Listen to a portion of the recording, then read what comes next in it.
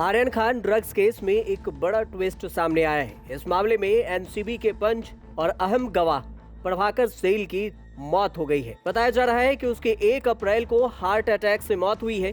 प्रभाकर ने शाहरुख खान के बेटे आर्यन खान ड्रग्स केस में कई ऐसे सनसनीखेज खुलासे किए थे जिसकी वजह से वो चर्चा में भी आया था। उसने एनसीबी के जोनल डायरेक्टर समीर वानखेड़े पर भी रिश्वत लेने का गंभीर आरोप लगाया था।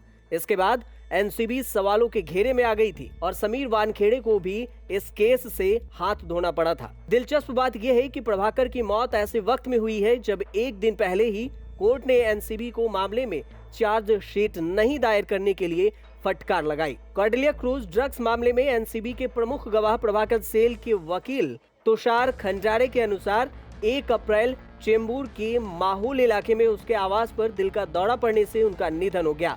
प्रभाकर सेल का पार्थिव शरीर सुबह अंधेरी स्थित उसके आवास पर लाया गया, वहीं उन्हें अंतिम विदाई दी जा रही है।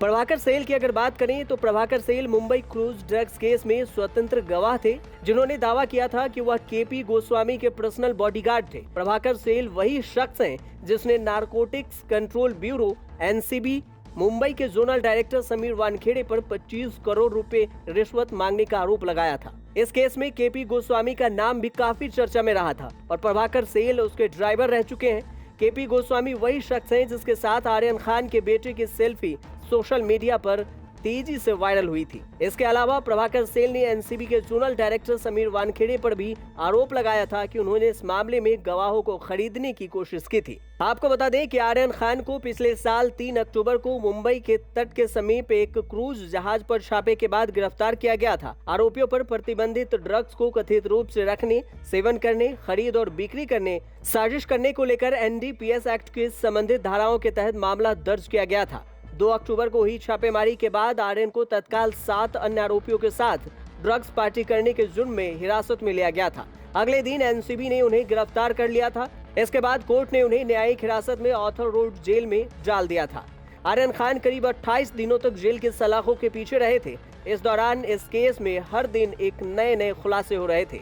इसी दौरान आर्यन की एक सेल्फी वायरल हुई थी जिसे केपी गोस्वामी ने खींची थी। ये फोटो देखते ही देखते वायरल हो गई थी और इस पर बहस भी छिड़ गई थी, जिसके बाद गोस्वामी रहस्यमयी तरीके से गायब हो गया था। लेकिन तभी प्रभाकर सेल सामने आया। उसने दावा किया कि वह केपी गोस्वामी का पर्सनल बॉडीगार्ड है। प्रभाकर सेल ने कई चौंकाने वाले दावे किए थे। उसने बताया कि क्रूज पर जिस रात रेड मारी गई थी वो केपी गोस्वामी के साथ था। उसने गोस्वामी और सैम नाम के शख्स को एनसीबी के दफ्तर में अधिकारियों से मिलते देखा था।